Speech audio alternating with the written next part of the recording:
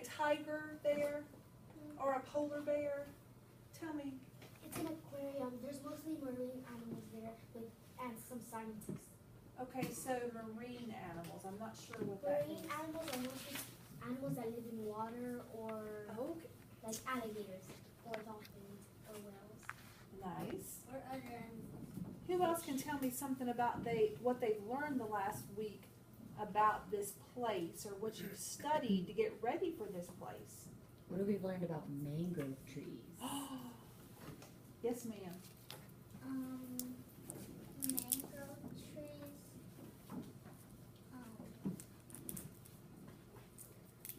They, for example, if an animal tries to a predator tries to eat their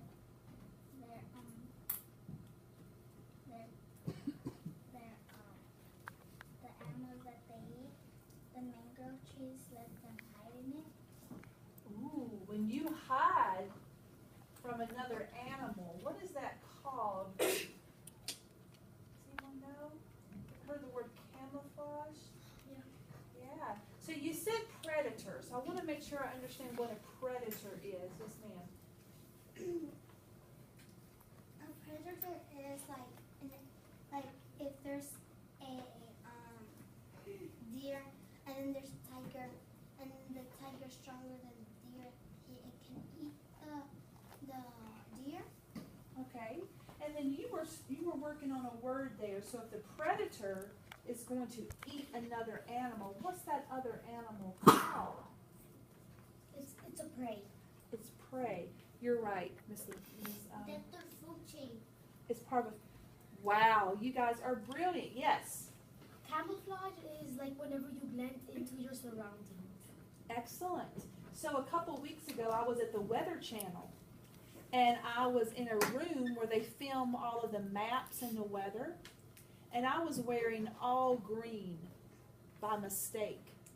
And when I stood up in front of the class, I was standing in front of a green board. Did I blend in? Yes. Yeah, I was camouflaged up there. So what we're going to do today is just review a couple of the things you've learned, and I may have a couple of surprises for you. So what do we need for all these animals to be able to have their food and eat? What is the most important part of that whole cycle for us? What is just something we can't do without? Do you know? We can't. So, like for example, we can't live without food, water, and shelter. We can't. And how do we, that food and water and stuff, what large thing controls all of that? Yes, ma'am. I think it's the food chain. So we have the food chain, and there's something that's in our world that makes the water cycle happen. It gives us warmth. It helps things to grow. The sun. The sun. So you guys have talked about how the sun helps those things happen. So we're going to do a really quick little strategy here called A, E, I, O, and U. So if you look up here for just a moment, and A is going to stand for an adjective.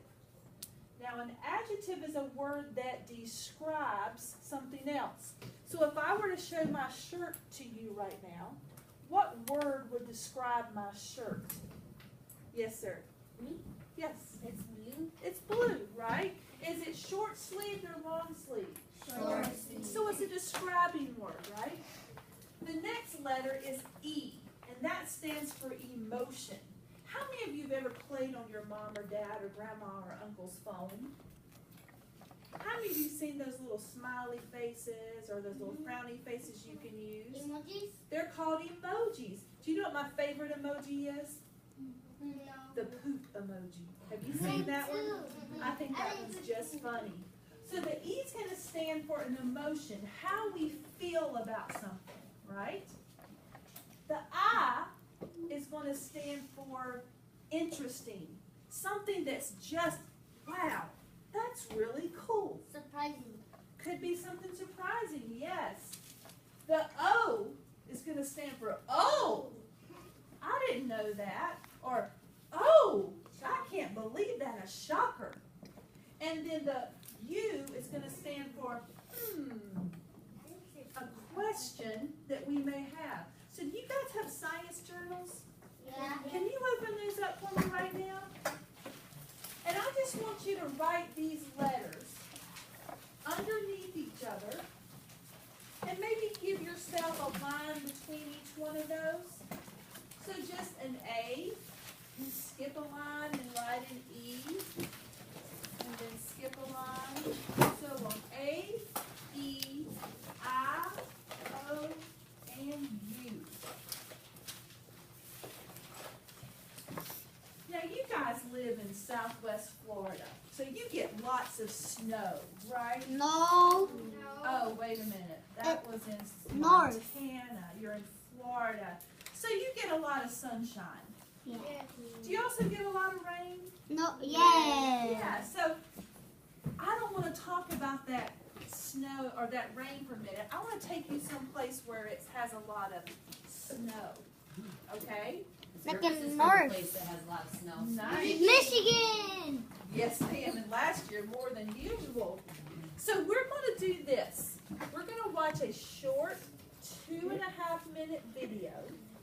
And while you're watching, just while you're watching, I want you to think about words that describe this video, how it makes you feel, if there was something interesting in there, or a question. You don't need to write it now. I just want you to watch the video. Give me a thumbs up if that makes sense. We're just going to be thinking about A, E, I, O, and U. And I want you to meet my friend, the red fox.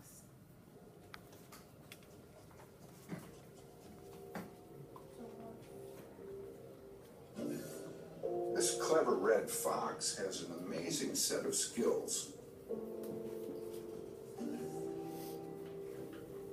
Deep snow covers the Black Hills of the Dakotas, and hidden under that icy blanket, field mice are stirring.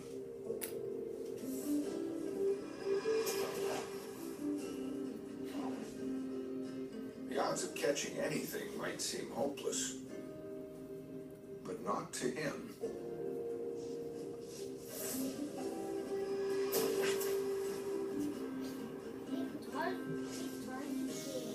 An enormous leap to catch a critter under 3 feet of snow.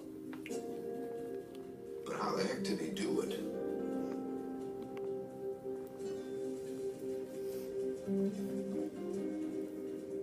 He's homing in on something.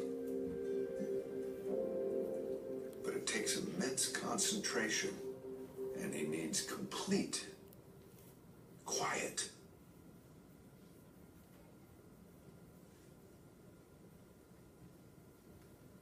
His ears can pick up the faintest scamper from beneath the snow.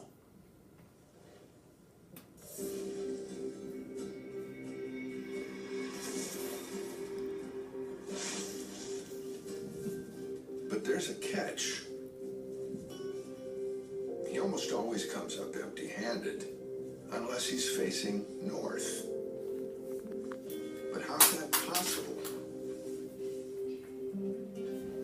As unbelievable as it sounds, scientists now think he's actually homing in on the magnetic field of the planet, using it to calculate and plot his trajectory. The kind of math missiles use to hit their targets. Just the slightest distraction can throw him off.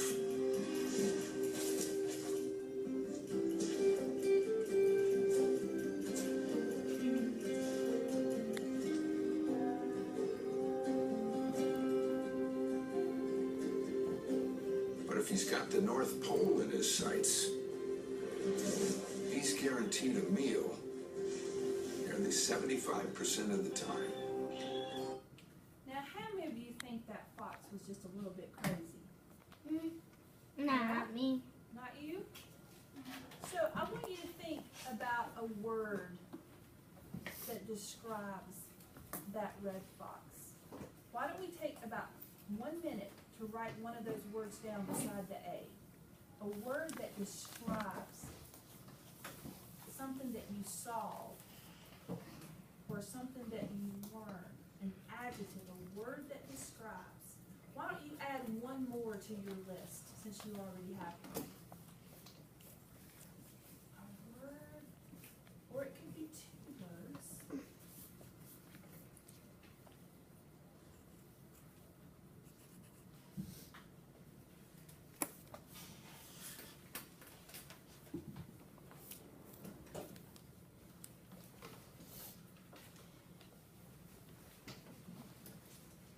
Can you tell me one of those words?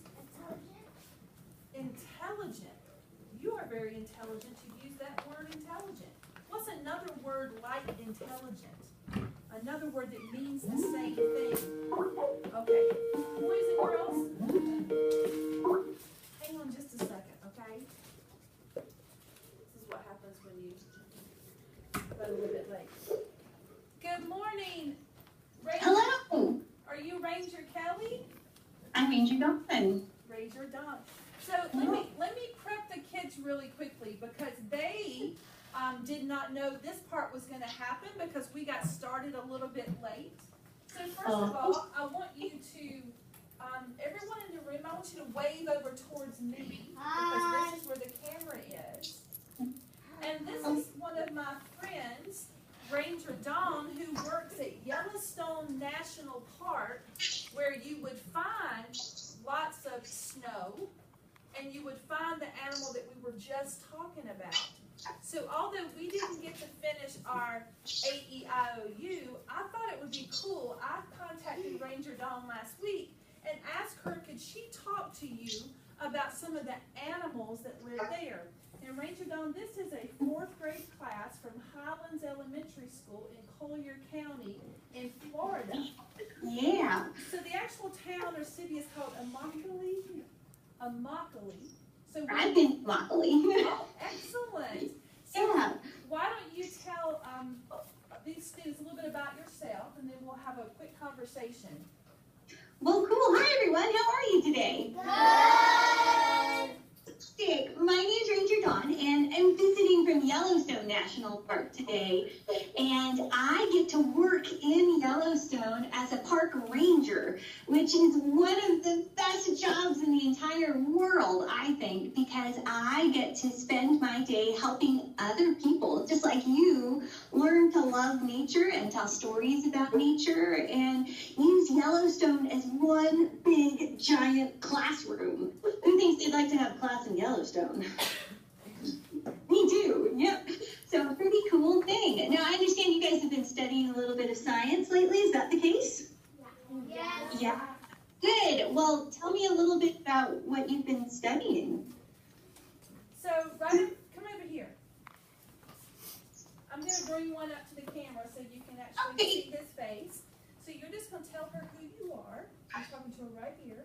And then tell her what you've been studying. Well, hey. My name is Eric, and she was telling us about the foxes in the north, how